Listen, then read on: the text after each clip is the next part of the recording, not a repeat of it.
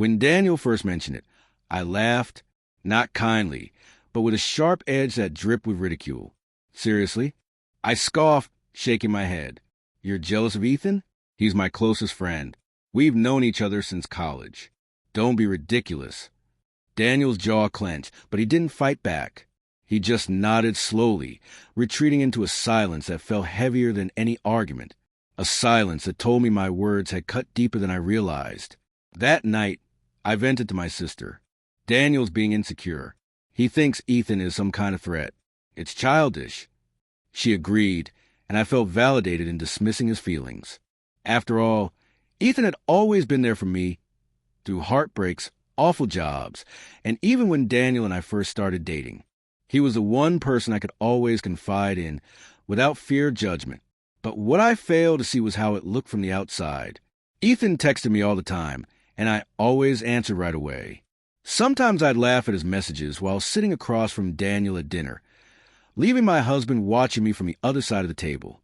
There were inside jokes, long hugs that lingered too long, conversations that stopped abruptly when Daniel walked into the room.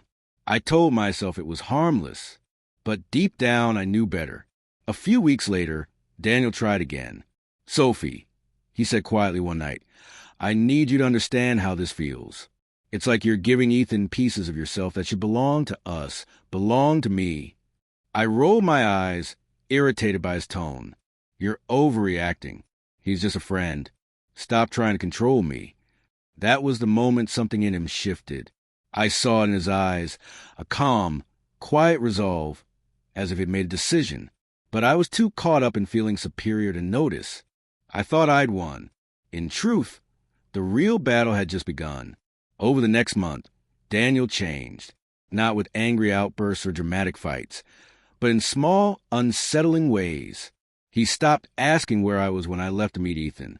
He no longer stayed awake for me when I came home late. The man who once noticed every detail of my day seemed distant, detached. At first, I convinced myself this was progress. Finally, I thought, he's not obsessing anymore. But what settled over our home wasn't relief. It was emptiness. His silence weighed more than any argument ever had. Meanwhile, Ethan was still there, texting, calling, inviting me out. I leaned into it, almost to prove a point. If Daniel didn't care, then fine. I'd laugh louder at Ethan's jokes, stay out later, share more secrets. But the more I poured into that friendship, the colder home became. Dinners were eaten in silence, Daniel's eyes fixed on his plate. Nights ended with him turning his back to me without a word. Then one Friday night, I came home from being out with Ethan and found Daniel waiting in the living room. A suitcase sat beside him. My heart stopped. What were you doing? I stammered, my voice cracking despite my attempt to sound calm. He looked at me, not with anger, not with tears, but with something far worse. Indifference. I can't do this anymore, Sophie, he said evenly. I warned you. I told you how this made me feel, and you mocked me. I won't beg for respect to my own marriage. Panic rushed through me. Wait, you're leaving me? Over Ethan? Are you serious? But Daniel didn't flinch. It's not about Ethan, he said, steady and calm. It's about you. You made me the outsider in my own marriage. And I'm done. It felt like the ground collapsed beneath me. I had always believed Daniel would never leave, that no matter how far I pushed, he would stay.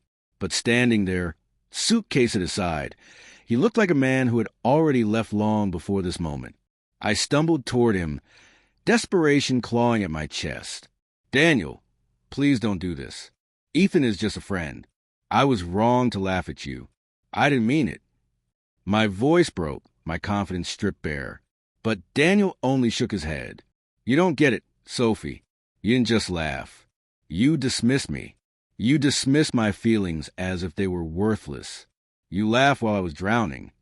His words hit me like stones, heavy and undeniable. For the first time, I saw myself through his eyes. The dinners where I rolled mine at his questions. The nights I brushed off his concerns with sarcasm. The moments I chose Ethan's validation over my husband's trust. This wasn't about jealousy.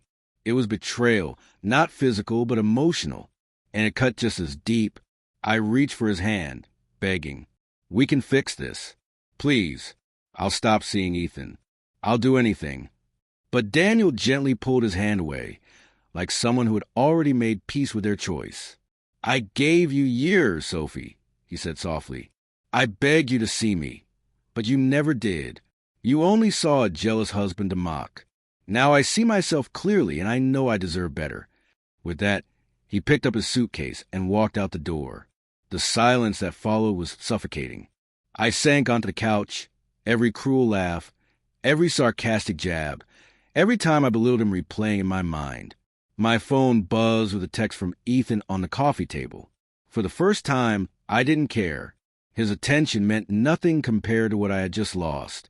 I thought Daniel would always stay, no matter how hard I pushed. But I was wrong.